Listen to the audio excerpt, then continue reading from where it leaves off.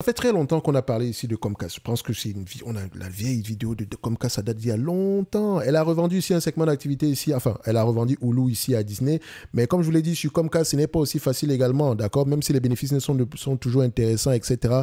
Dites-vous que Comcast également est à la croisée des chemins, ok? Donc, en date d'aujourd'hui, c'est un business, il sera difficile pour nous de payer plus de 20 fois les bénéfices ici. Et encore même, je dirais qu'à 15 fois les bénéfices, 15-17 fois les bénéfices, c'est ce qu'on va avoir tendance à prendre, ok? Si je me situe à 15 fois les bénéfices, ça va donner combien ici par rapport aux prévisions attendues? Ici, c'est un business qui reste assez prévisible, mais ça peut changer. Est-ce que les analystes sont de plus en plus optimistes ici? On regarde. Qu'est-ce qu'on a sur les dernières années ici par rapport aux analyses forecast? 4,89 $ ici, là 5,22 $. Attention, l'estimation des années peut augmenter. Tout simplement parce que le nombre d'actions diminue. Ok, je pense que vous avez déjà vu ici si le nombre d'actions augmente ou diminue. Donc je vous laisse aller voir ça sur Comcast. Il me semble qu'elle rachète massivement ses actions ici. Bref, ici du point de vue dividende, en date d'aujourd'hui, il y a de grandes chances que ce dividende-ci soit safe.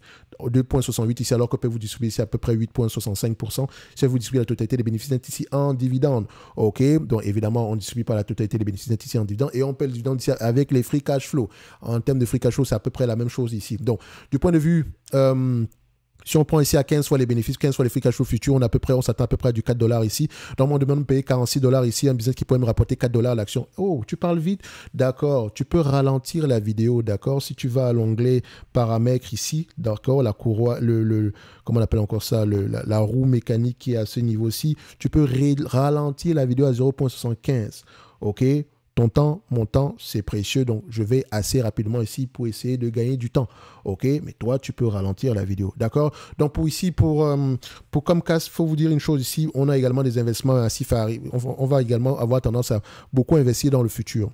OK? Donc, toujours également gagner cette guerre de streaming-là, ou bien être à peu près enfin, essayer de se faire une place au soleil à côté des entités comme Netflix. Donc, ici, si on prend en considération le 5,22 $ ici, il faut se dire que le free cash flow est à 4 $, le bénéfice est à 5,22 $. La différence entre les deux ici va passer en dépenses en capital de croissance. OK, donc si on prend le 5,22 $, on est déjà assez optimiste ici. Ne l'oubliez pas.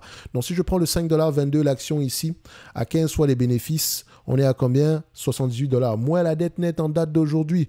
OK, la dette nette ici, on va aller vérifier. Tac, tac. On a combien ici en termes de dette nette?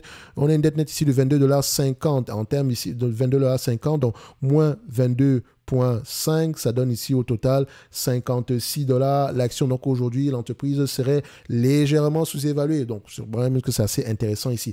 Mais comme je l'ai toujours dit, Comcast également à faire face au streaming ici, comment elle va se débrouiller.